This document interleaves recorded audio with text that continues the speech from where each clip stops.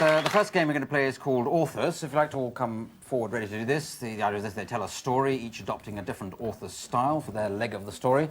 Ryan, which author have you gone for? I'm going for a kind of an author of a Cosmopolitan magazine type thing. Cosmopolitan magazine, yes. I suppose it must have an author. Sandy. I'm going to do Ed McBain, the American detective writer. Detective writer, yes. Ed McBain, jolly good. Tony. I'm going to go for a Sunday colour supplement gadget catalogue. Right, I think, yes. Yes. I never miss reading them. Never do read them, but I never miss it. John. Virginia Woolf. Virginia Woolf, all right. Raising the tone immediately. So can we have a title, please, for a story to be told by those four authors? A shopping trip. A shopping trip. OK, with a bit more plot in it, could we... could somebody else add in a bit of plot? A shopping trip to buy something interesting? Moby Dick. To the moon. Moby Dick, all right. A shop... Moby Dick, yes. My grandfather caught Moby Dick, but I can cure that now. Now, so it's a shopping trip to buy Moby Dick. Where you go, Ryan. Diane was going out the evening for dinner, and she had decided on a black, low-cut, strapless silk model. But she didn't have the right peg to go with it. She decided to hop in a cab and head down to her local store, where she found a wide assortment of pegs. Black, white, silk, burlap, any sort of peg you want, she found. Who should walk up but the salesman, Roy. Roy was a strapping young man with a matching tie and silk combination floral pattern, which made him look like the hunky man that he was. But he wasn't just any ordinary man. No, he was, in fact, Detective Hackenbush on secret mission. Yes, a private Dick. There he was, moping around the store. She looked at him, she thought, boy, that's one Moby Dick. I think I like him.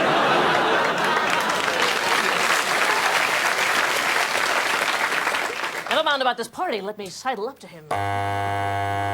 So, whatever your reasons for sidling up, be they business or pleasure, you can be sure of having a fab time with something which is practical and comfortable as well. Because the Moby Dick harpoon cum tease maid with optional snooze button comes in 3 colours: buff, slate and midnight blue, and... She had felt, Mrs. Dalloway, a strange rebuke, both from the mustard cruet and from the dried flowers she had left on the windowsill. Was it perhaps some odd, attenuated memory of Richard coming back as he might have done from the war? Maybe Fred? Maybe Dick?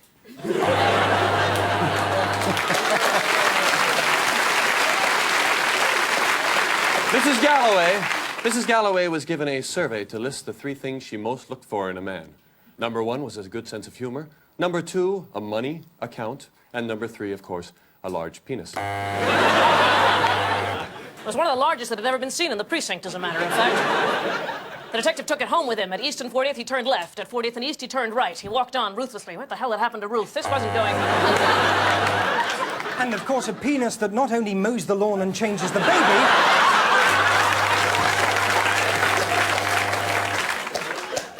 She had felt... She had felt, Mrs. Ramsay, on the way to the lighthouse, that there was perhaps in Mr. Ramsay a notion, a hint, a mere fractured crystalline moment of thought that could indeed be more than simply a fish or a gannet. Was it as old Peter the gardener had said, so rough-hewn and simple as he was, chiselled with a body of old memory? Was it the fact that he was indeed a whale? She hoped so. Thank you very much. Excellent author start.